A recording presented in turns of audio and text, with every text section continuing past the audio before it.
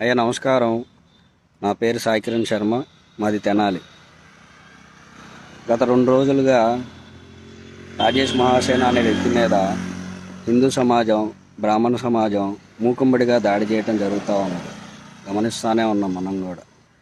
అయితే రాజేష్ మహాసేన గారు గతంలో చాలా విషయాల మీద తప్పుగా మాట్లాడిన విషయం మనకు తెలిసింది. కానీ తన తప్పును తను తెలుసుకొని క్షమాపణ కోరాడు. క్షమాపణ కోరటం అంటే ఏంటండి? తన తప్పును అంగీకరించడమే కదా. మరి అలాంటి వ్యక్తి పైన ఎందుకు అందరూ ఒక్కసారిగా దాడి చేస్తున్నారనేది అర్థం కావటం లేదు. ఒక సామాన్యుడు రాజకీయంగా ఎదగాలనుకుంటున్నాడు. రాజకీయంగా ఎదగాలనుకుంటున్నప్పుడు గతంలో తీసుకొచ్చిన మాటలు ఇప్పుడు చెప్పి తను ఇట్లా మాట్లాడాడు, తను అట్లా మాట్లాడాడు. ఎందుకండి? ఎవరు మానవుడు అన్నాక అసలు తప్పు చేయనివాడి విధంగా మాట్లాడుతున్నారే మీరు. ఇప్పుడు మాట్లాడే వాళ్ళంతా తప్పు చేయకుండా ఉన్నారా? మీరు ఏమైనా సత్యహరిశ్చంద్రులా ఏంటి? సామాన్యుడు రాజకీయంగా ఎదగడం తప్పేముందండి? యువత రాజకీయాల్లోకి రావాలంటారు, సామాన్యుడు రాజకీయాల్లోకి రావాలంటారు. తెలంగాణలో ఏమో బర్రెలెక్కనేమో మీరేమో చక్కగా ఆ ప్రజలేమో నెత్తి మీద పెట్టుకొని పూజించారే ఆ ఎన్నికల సమయంలో. అలాంటిది ఒక రాజేష్ మహాసేన తను రాజకీయంగా ఎదగాలని ముందడుగు వేస్తుంటే వెనకడుగు వేయాలని చాలామంది తన మీద దుష్ప్రచారం చేయటం చాలా బాధాకరం అండి. తను గతంలో మాట్లాడాడండి చాలా విషయాల మీద. హిందువుల గుళ్ళపై దాడులు జరుగుతుందే మాట్లాడాడు. శ్రీరాముని విగ్రహం తల విషయంలో కూడా మాట్లాడాడు. రథం కాలిపోయినప్పుడు మాట్లాడాడు.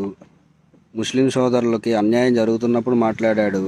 ఒక దళితులనే కాదండి, ప్రతి వర్గానికి తను మాట్లాడుతూనే వచ్చాడు.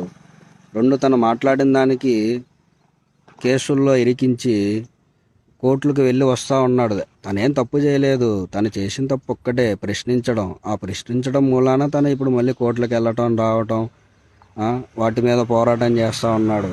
సామాన్యుడే అండి తను కూడా. మీ నియోజకవర్గానికి గొప్ప పేరు తీసుకురాగలిగే వ్యక్తి మా రాజేష్ మహాసేన కూడా అండి. ఒక సామాన్యుని మీరు ఎన్నుకుంటే మీ నియోజకవర్గం గురించి చాలా గొప్పగా చెప్పుకుంటారు, ఒక సామాన్యుని గెలిపించిన ప్రజలు అని చెప్పి. కుక్క కుక్క కుక్క అని మాట్లాడుతున్నారే, ఆ వ్యక్తి ఎవరో నాకు తెలియదండి. కుక్క అంటున్నారు కదా. ఏనాడైనా రోడ్డు మీద ఒకరికి యాక్సిడెంట్ అయితే సహాయం చేశారా స్వామి మీరు? మనకి ఎందుకులే అని చెప్పి వెళ్ళిపోతారు.